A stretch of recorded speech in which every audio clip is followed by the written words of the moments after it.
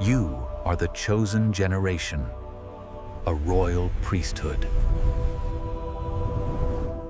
6 वाणियां यीशु मसीह ने क्रूस पर पूरी की, लेकिन जब 7वीं वाणी आई तो वहां पर यीशु मसीह ने कहा कि हे पिता, मैं अपना आत्मा तेरे हाथों में सौंपता हूँ।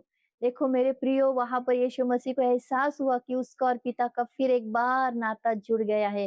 वो उसको उनको एहसास हुआ कि पिता उनके पास है। मेरे प्रियो, फिर एक बार उस पिता को अपने बेटे के पास आना ही पड़ा और यीशु मसीह ने कहा कि हे पिता, मैं अपना आत्मा तेरे हाथों में सौंपता हूँ।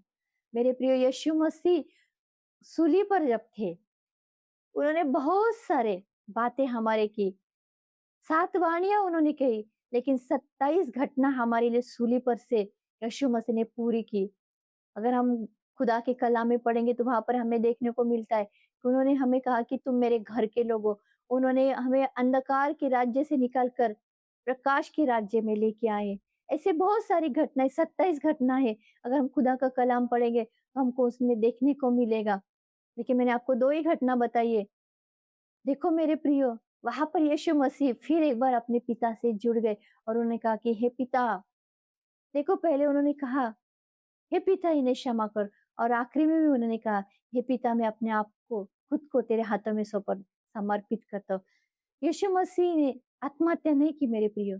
यीशु मसीह ने अपना आत्मा पिता के हाथों में सौंप दिया, क्योंकि यीशु मसीह जानते थे पिता सब कुछ करने वाले हैं। जब यीशु मसीह सूली पर थे और तीसरे प्रहर को अंध अंधा अंधकार हो गया, पूरी तरह से अंधकार हो गया, और उस अंधकार के बीच पे जो मंदिर का पर्दा था, वो बीचों बीच फट गया।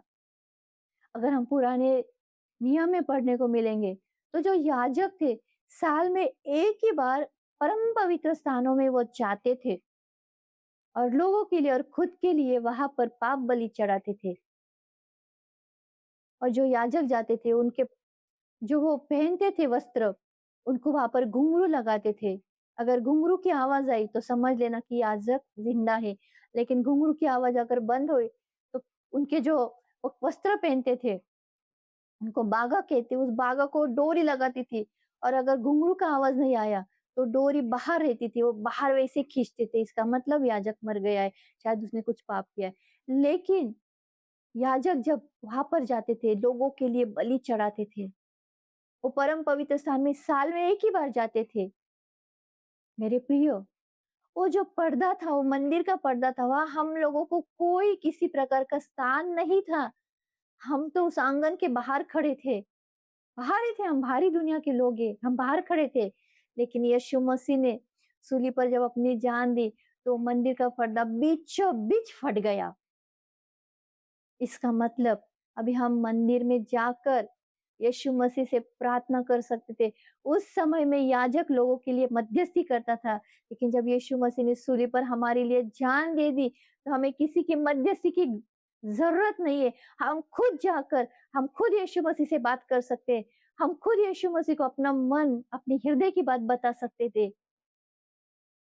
हमारे और यीशु मसीह के बीच में अब कोई नहीं है, सिर्फ हम और यीशु मसीह, मैं और यीशु मसीह, तुम और यीशु मसीह। मेरे प्रियो, कितना बड़ा आशीष हमारे लिए है कि अभी हमारे बीच में सिर्फ यीशु मसीह के और हमारे बीच में कोई नहीं है। तो क्यों हम यीशु मसीह से भागते हो? परिस्थितियों को देखकर क्यों भागते हो? शायद तुम्हारी प्रार्थना यीशु मसीह ने जल्द से नहीं सुनी होगी। इसका मतलब ये नहीं कि यीशु मसीह ने तुमको छोड़ा है।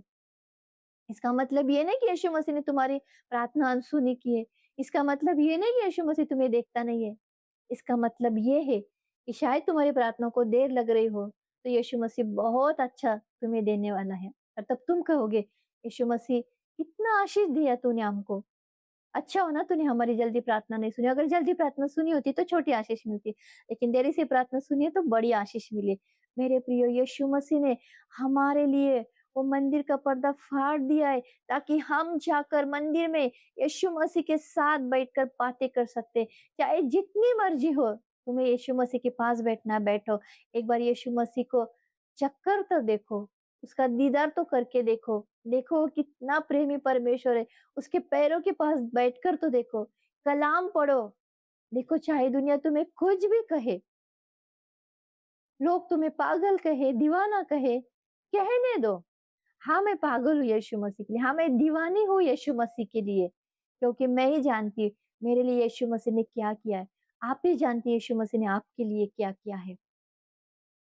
उनका लहू का एक-एक बूंद हमारे पापों को क्षमा करता है और उन्हें हमारे लिए उन 40 कोड़ों को खाए और उन 40 कोड़ों का मतलब है कि दुनिया में उन 40 बीमारियाँ हैं। उन 40 बीमारियों से यीशु मसीह ने एक-एक कोड़ा खाकर हमें बचाया है। तुमने कभी यीशु मसीह का प्रेम महसूस किया है? कभी तुमने सोचा है? मैंने सोचा है कि यीशु मसीह की पीठ पर जब वो कोड़े लग रहे थे, तो शायद वो मेरा ही नाम लेता होगा, शायद तुम्हारा ही नाम लेता होगा। यीशु मसीह बच सकते थे मेरे प्रियो, क्योंकि खुदा का बेटा है वो। खुदा उन्हें बचा सकता था, लेकिन ना तो खुदा ने उन्हें बचाया, ना वो खुद बच गए। जब अब्राहम को कहा था कि अपने बेटे की बलि दे, और जब अब्राहम अपने बेटे को लेकर जा रहा था उस पर्वत पर, और जैसे अब्राहम ने इसहाक का अर्पण करने के लिए उसे वहां पर छुरी उठाई, तो उस आवाज आई, ए अब्राहम, अब्राहम रुक, अपने बेटे को ना मार। और वहां पर एक मेमना था, उस मेमने की बलि अब्राहम ने चढ़ाई। मेरे प्रियो, खुदा ने तो अब्राहम के बेटे को बचा लिया, लेकिन जब हमारे पापों के लिए यीशु मसीह को सूली पर देना पड़ा, तो उस पिता ने अपने बेटे को नहीं बचाया मेरे प्रियो।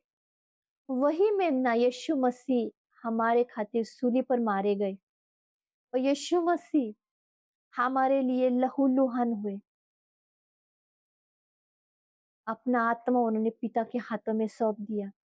तो चलो हम अपना पुराना जीवन छोड़ देंगे और दौड़ेंगे, भागेंगे यीशु मसीह के पास और कहेंगे, प्रभु मैं क्षमा मांगती हूँ, मैं क्षमा मांगता हूँ, प्रभु मुझे क्षमा कर, क्योंकि मैंने तेरे विरोध में पाप किया, मैंने तुझे छोड़ दिया था प्रभु, लेकिन मैं फिर एक बार तौबा करके तेरे पास आता हूँ। मेरे प्रिय, आओ और अपना सभी प्राणों को, आत्मा को और शरीरों को यीशु मसीह के हाथों में सौंप दो। अपने परिवार को यीशु मसीह के हाथों में सौंप दो, और फिर देखो कितनी बड़ी खुशी आपके जीवन में आती है। आओ हम उस खुशियां में चले और यीशु मसीह को हमारे जीवन का उद्धारक, स्वामी और जीवन साथी बनाए। आमीन।